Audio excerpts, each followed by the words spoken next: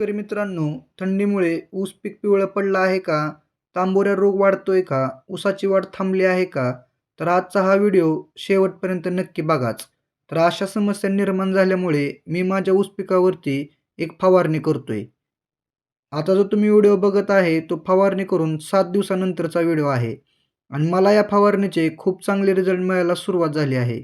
आता आपण जाणून घेऊया आपण फवारणीमध्ये काय घेतलं होतं ते. तर फवारणीमध्ये आपण घेतलं होतं NPK 19-19. फवारणीमध्ये आपण नंतर घेतोय NPK 28-28. फवारणीमध्ये आपण घेतोय चिलेटेड मायक्रोन्यूट्रंट. चिलेटेड असल्याची खात्री नक्की करा. फवारणीमध्ये आपण नंतर घेतोय विपुल बूस्टर हे PGR. तर यामध्ये आपल्याला ट्रायकॉन्टोनॉल हा घटक मिळतो. तर फवारणीच्या शेवटी आपण वापरतोय टाटा कॉन्टाफ. तर हे एक बुरशीनाशक आहे. यामध्ये आपल्याला हेक्झाकॉन्झाल हा घटक मिळतो. तर हा आपला संपूर्ण फवारणीचा डोस आहे.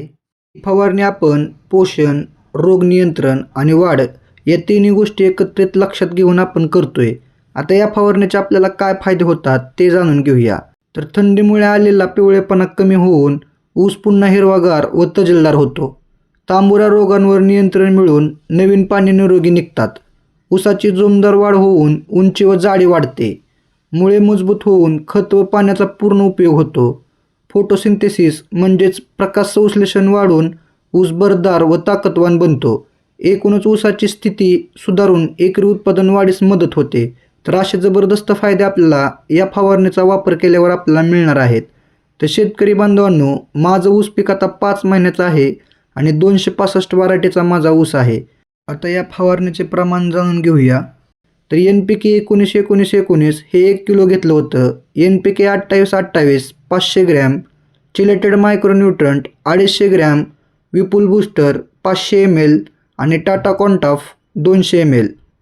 तर हा माझा संपूर्ण फवारणीचा डोस आहे आणि फवारणी करताना काळजी घ्या, औषध सुसंगती तपासा आणि आपल्या कृषी तज्ज्ञांचा सल्ला नक्की घ्या.